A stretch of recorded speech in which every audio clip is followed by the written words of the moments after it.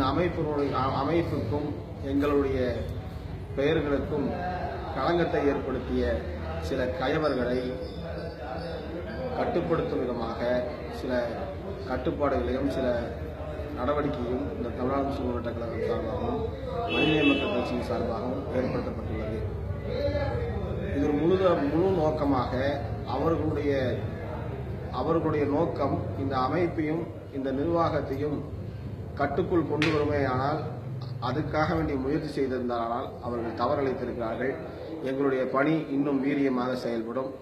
அவர்கள் யாரை குற்றப்படுத்தினார்களோ அவர்களை வைத்து இன்ஷா அல்லாஹ் இதுவரை 2 நிகழ்ச்சிகள் கோவை மாவட்டமும் பொள்ளாச்சி மாவட்டத்திலும் நடைபெற்றிருக்கிறது. இனி வருங்காலங்களிலும் அவரை வைத்து நிகழ்ச்சிகள் பெருந்திரளாக நடக்கும் என்பதையும் இந்த நேரத்தில் நாங்கள் பதிவு செய்கின்றோம்.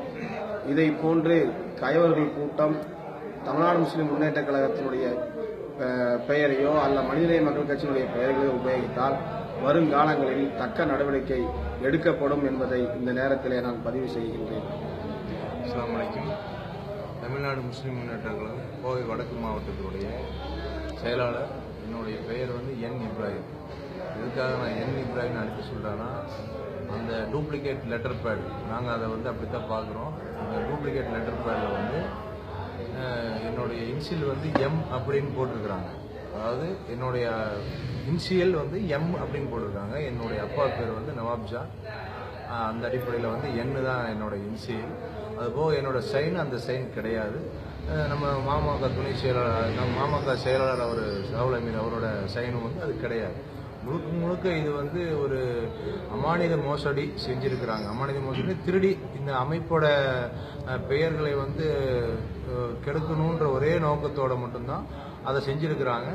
அந்த அடிப்படையில் இதை யார் செஞ்சிருக்கோம், இது இதுக்கு முன்னாடியே ஒரு மாவட்டத்திலேருந்து ஒரு ஜமாத் மூலியமா வந்திருந்தது. நம்ம அப்போ அதை சரி விசாரிப்போம், இது பொதுவாக வர்ற விமர்சனம் தான் அப்படின்னு விட்டோம். ஆனால் இது முகநூலில் என்னைக்கு வெளியே வந்ததோ அந்த அடிப்படையில் கண்டிப்பாக இதை நாங்கள் கண்டிப்பாக விடமாட்டோம்.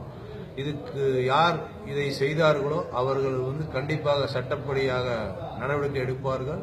சட்டப்படியாக நாங்கள் நடவடிக்கை எடுப்போம். அது சட்டப்படியாக அவங்க அது உண்டான பதில் அவங்க கொடுத்தே ஆகணும். அது போக இதுக்குண்டான இந்த மாதிரி ஒரு சமுதாய பேரியக்கமான இந்த தமிழ்நாடு முஸ்லீம் முன்னேற்ற கழகம் ஒரு முஸ்லீம்களின் ஒரு தமிழ்நாட்டில் ஒரு இஜ்ஜத்தான அமைப்பாக இருக்குது. இந்த அமைப்போட இஜ்ஜத்தை கெடுக்கணுன்ற அடிப்படையில் அவங்க செயல்பட்டு இருக்கிறாங்க.